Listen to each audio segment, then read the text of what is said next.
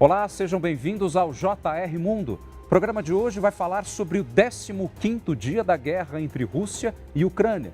As negociações de paz não avançam. Com isso, as tropas de Vladimir Putin se espalham cada dia mais pelo país vizinho. Por outro lado, os ucranianos tentam resistir, mas com menos apoio do que esperavam do Ocidente. Para falar sobre este e outros assuntos, nós conversamos com o professor de História Contemporânea da Universidade de São Paulo, também especialista em Rússia, Ângelo Segrilo. Professor, muitíssimo obrigado por aceitar o nosso convite.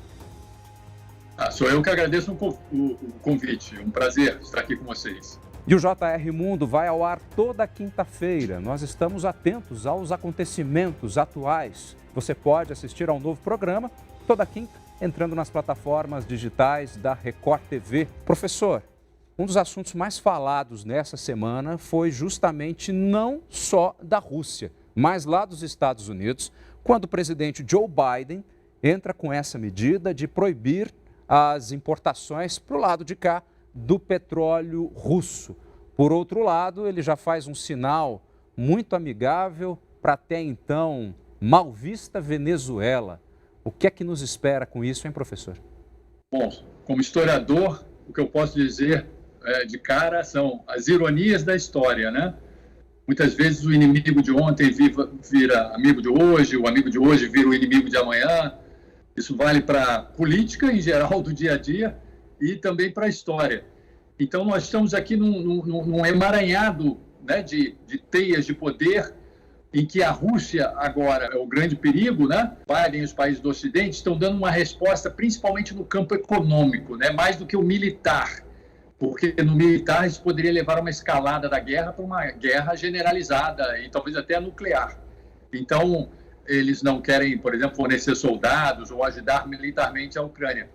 Mas o jeito de dissuadir a Rússia é fazendo pressão através de sanções, e agora são sanções bem mais fortes, né? Ainda não apertaram o botão nuclear das sanções, que seria simplesmente tirar a Rússia completamente do sistema SWIFT, né, que faz os pagamentos interbancários, mas eles tiraram muitos dos principais bancos da Rússia, principais empresas do sistema SWIFT, o que é, então, uma coisa muito forte.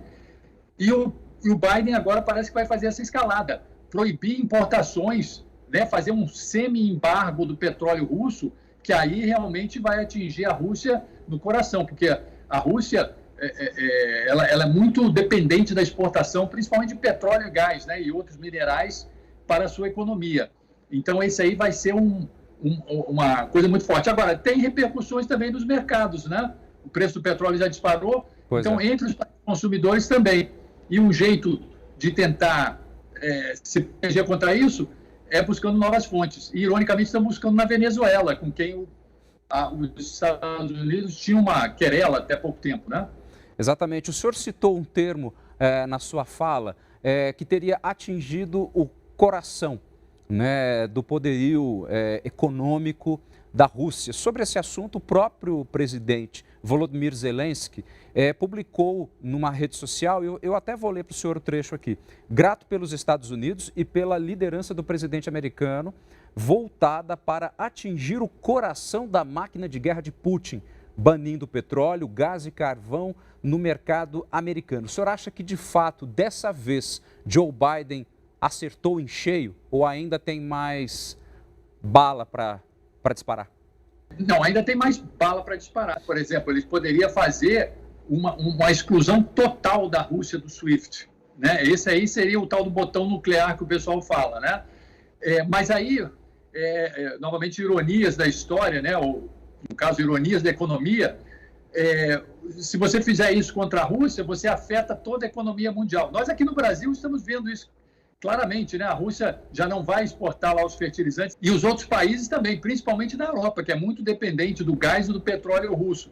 Então a coisa tem que ser muito bem balanceada, por isso que o Biden está fazendo esse tremendo sacrifício, né, de esquecer as querelas com a Venezuela, por enquanto, para tentar fazer com que essa bala não ricocheteie tão fortemente nos países consumidores aqui do Ocidente. Nesse fim de semana, inclusive, na visita que os americanos fizeram até a Venezuela, já ocorreu a libertação de 2 presos que estavam detidos, se não me engano, em Caracas. O senhor acredita que por trás dessa possível negociação com o petróleo podem vir outras aberturas? Será que Maduro vai conversar de uma maneira mais igualitária com Joe Biden?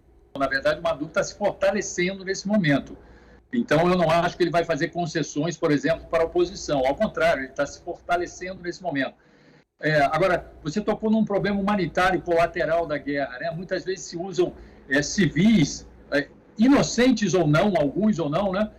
Meio como reféns, né? Você vê, o Maduro já solta 2 ali, uma jogadora de basquete já foi presa na Rússia dizendo que tinha maconha ou canabiol. Esse é um efeito colateral também pouco falado.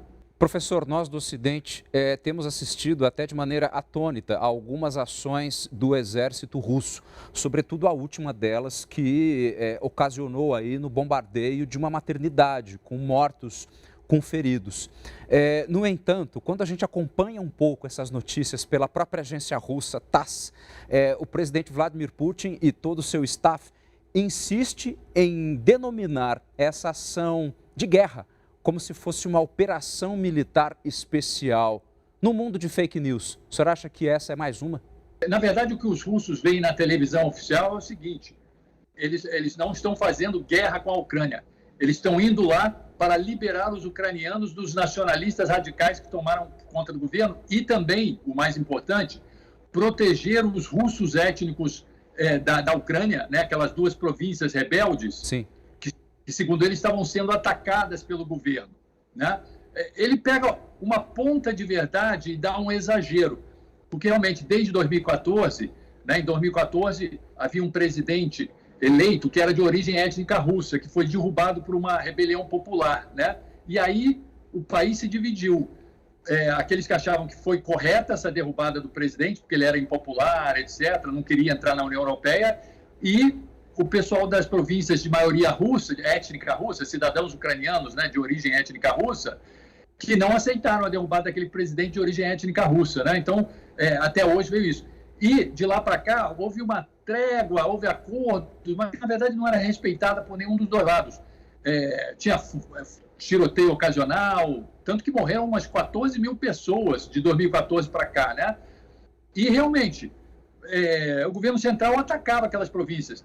Mas daí a dizer que eles estavam como um genocídio ou alguma coisa assim, aí já é um exagero, né? Eu lia na imprensa internacional um articulista dizendo que esses 15 dias acabam dando a sensação de que o presidente russo acabou cometendo uma espécie de erro de cálculo e que um deles seria subestimar a capacidade de resistência dos ucranianos, inclusive no fato de que, segundo esse articulista norte-americano, Vladimir Putin poderia esperar, eventualmente, que os ucranianos se sentissem libertos a partir da entrada do exército russo por lá. O senhor acha que isso de fato procede? Os russos, Putin, eles erraram no cálculo, como erraram inclusive os norte-americanos. Os norte-americanos também tinham um cálculo nos seus meios militares de que Kiev, a capital, cairia em 4, 5 dias. Era mais ou menos o cálculo dos russos. Exato. No entanto, os ucranianos surpreenderam a todos, né? E com a sua resistência, que vem até hoje, não sei quanto tempo vão aguentar. Porque, na verdade, desde 2014, quando houve aquele problema da Crimeia, a Ucrânia vinha se reequipando, né? Reequipando militarmente, recebendo militarmente armas do exterior, treinamento, e o seu exército se expandiu muito, aumentou muito o número de soldados. Na verdade, o exército ucraniano é o 3º da Europa, depois do da Rússia, França, e aí vem o da Ucrânia, em número de soldados. Então, esse rearmamento que houve de 2014 para cá contou muito agora.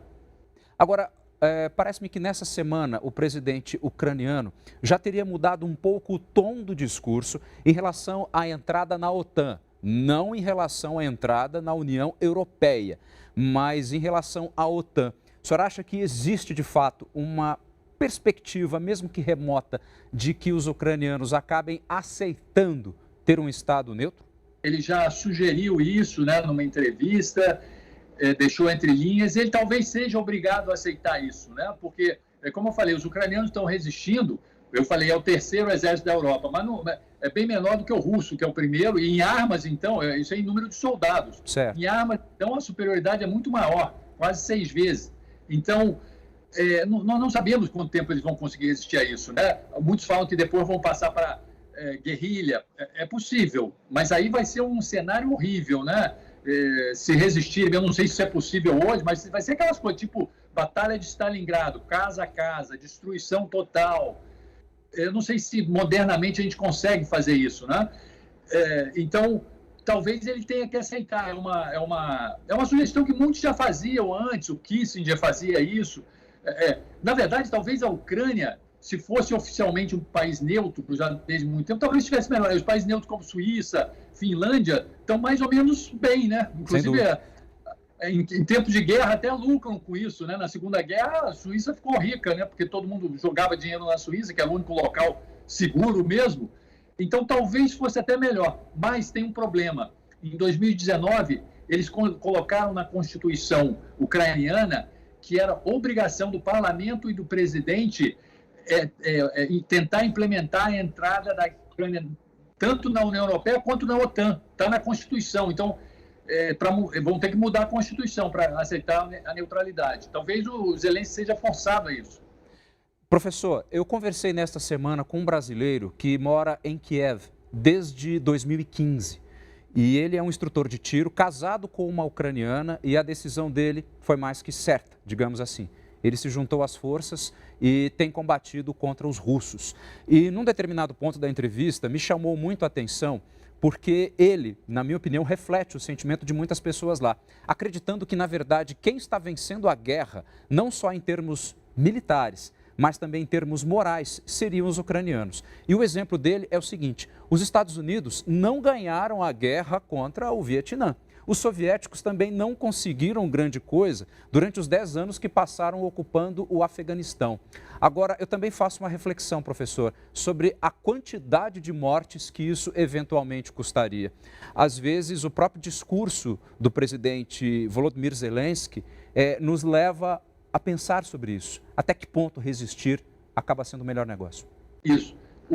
O que eu acho no tom otimista, né, entre aspas, no sentido de para quem quer ver essa guerra acabar logo, é que a Rússia, além do terreno militar, em que ela tem realmente superioridade, é uma questão de quanto tempo a Ucrânia pode aguentar militarmente, sendo que sempre há essa alternativa de partir para a guerrilha mesmo, mas aí é uma decisão muito difícil. Mas, no terreno econômico, a Rússia tem acusado os golpes. Essas sanções, mesmo que não seja o tal do botão nuclear, estão subindo o tom. Muito forte, é muito mais forte que a de 2014. E a Rússia está acusando o golpe.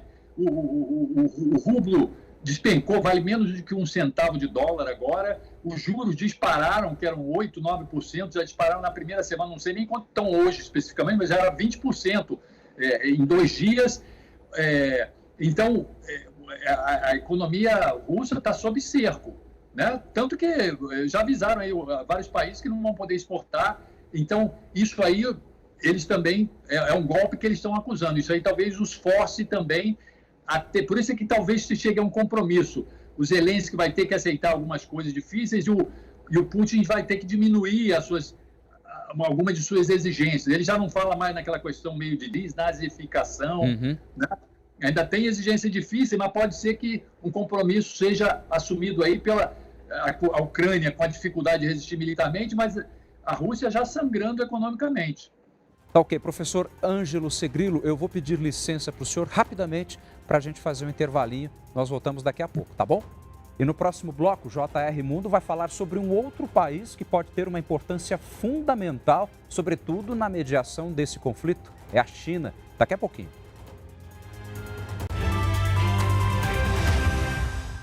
E o JR Mundo está de volta falando sobre o 15º dia de guerra da Rússia contra a Ucrânia. Nosso entrevistado de hoje é o professor especialista em História Contemporânea da Universidade de São Paulo, especialista também em Rússia.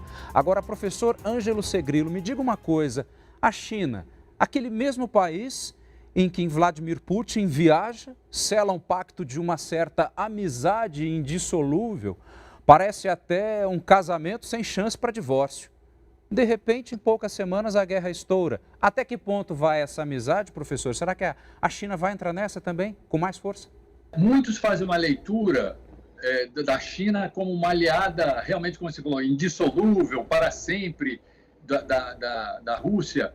Mas a coisa não é bem assim. Há umas certas fissuras entre eles, né, sutis. A Rússia e a China, elas estão juntas principalmente na oposição aos Estados Unidos como uma potência unipolar, né? Eles acham que desde o fim da Guerra Fria, os Estados Unidos estão aí como a única superpotência, por enquanto, né? A China subindo fortemente, mas ainda não sendo uma superpotência militar como os Estados Unidos.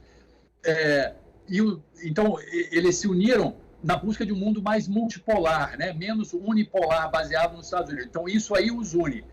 Mas há diferenças entre China e Rússia, algumas históricas, né? Eram dois impérios lá no século XIX que tinham problemas ali na fronteira, tiveram alguns problemas ali na Manchúria, questões territoriais, e principalmente, ali é o casamento perfeito para a tempestade perfeita. A Rússia, na Sibéria, Sibéria é a parte asiática da Rússia, né? Que tem grandes desertos, não é tão povoada. Então, na Sibéria ali tem muita terra e pouca gente. E a China é o contrário, tem menos terra e botando gente pelo ladrão.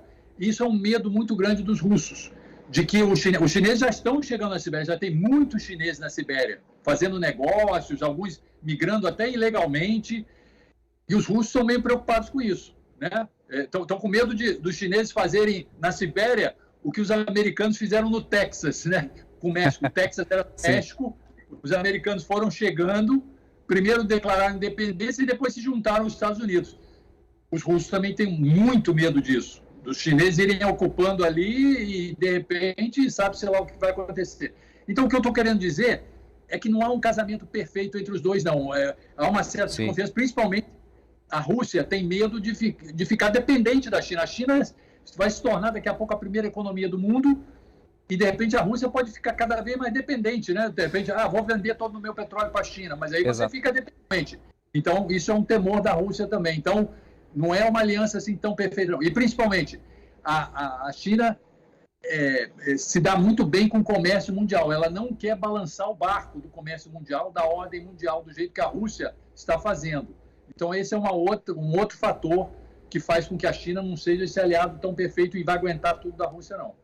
Professor, nas vezes que eu estive na China a trabalho, muito me chamou a atenção aquelas imagens icônicas que eles têm daqueles animais com figuras de dragão, às vezes um misto de leão. E o que me chama a atenção é que esses seres, digamos assim, eles sempre estão parados, observando. Parece que é espreita para agirem na hora certa. Fazendo uma certa metáfora, a sensação que muitas vezes me traz a China, em relação principalmente à Rússia, é que ela está lá, sentada, olhando, justamente pensando nesse futuro parceiro, eventual dependente da China, chamado Rússia. O senhor acha que na hora H, esses amigos indissolúveis, mas nem tanto, vão acabar entrando numa espécie de mediação de paz, porém colocando a Rússia na órbita dos chineses? Esse é um dos grandes medos dos russos, caírem na dependência dos chineses, né? Até economicamente.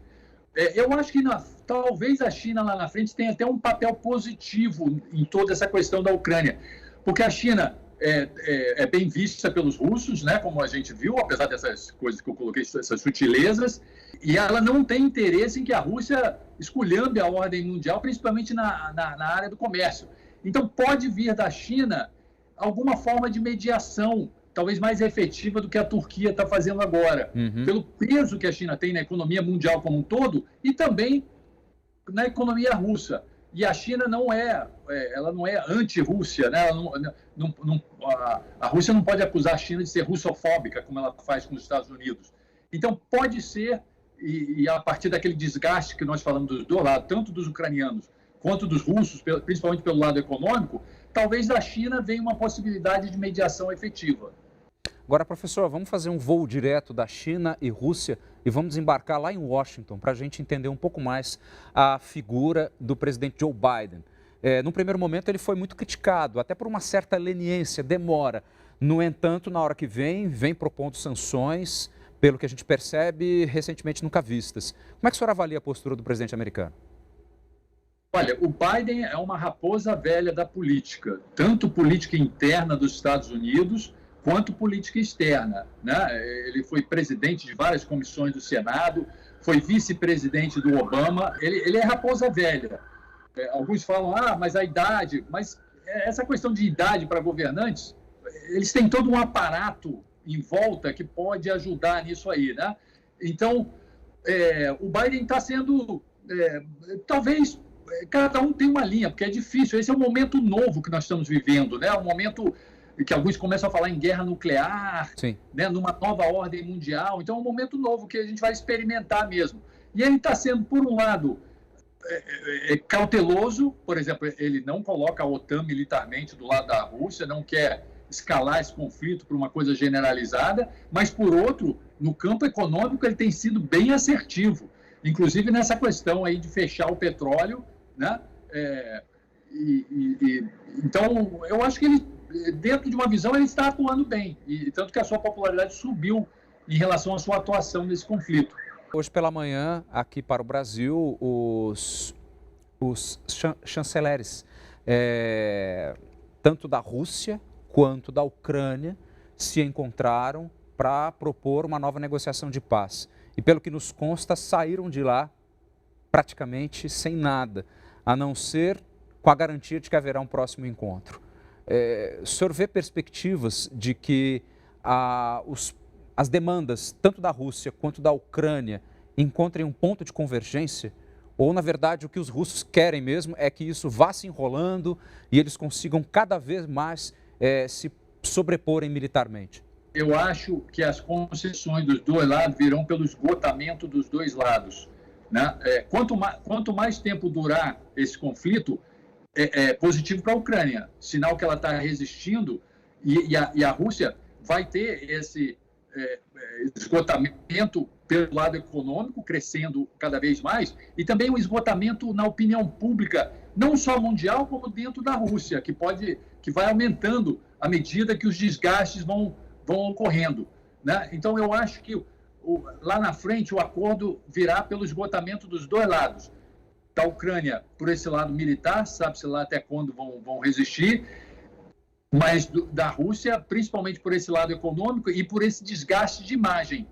No mundo inteiro, um desgaste de imagem muito grande. Pode ter sido um tiro que vai sair pela culatra para o Putin em relação a isso, às simpatias mundiais. Mas também dentro da Rússia, a despeito de toda a censura que tem, né, as pessoas ficam sabendo, porque existe a internet. Apesar dos canais oficiais estarem mais ou menos só mostrando a versão oficial, existe a internet. Professor, o senhor acha que nós já estamos vivendo o princípio de uma nova Guerra Fria, a Guerra Fria do século XXI? O senhor acha que, findando esse conflito, esperemos, é claro, que isso termine logo e de uma maneira com menos morte, é claro, mas o senhor acha que nós vamos entrar num novo período parecido com aquilo que já vivemos recentemente? Eu acho que nós estamos parindo uma nova ordem mundial, né? Existem muitas coisas novas acontecendo, o crescimento da China, por exemplo, né? Isso já é uma coisa muito forte. A Rússia também, depois de estar bem fragilizada economicamente nos anos 1990, sob Yeltsin, né, em que houve aquela grande depressão econômica, posteriormente ela se recuperou economicamente e voltou ao seu papel de player mundial, e um player mundial muito assertivo, como a gente está vendo aqui. E o grande problema que eu acho é que nós estamos entrando num novo contexto, num novo paradigma, ainda com instituições da época da Guerra Fria. Se a gente olhar bem, as instituições com que a gente trata esse novo contexto hoje são as mesmas instituições da época da Guerra Fria, do mundo bipolar, que são as instituições do sistema de Bretton Woods, Banco Mundial, FMI, a ONU, as alianças militares, OTAN, né, uma aliança da Guerra Fria que vem até hoje, que está causando grandes problemas.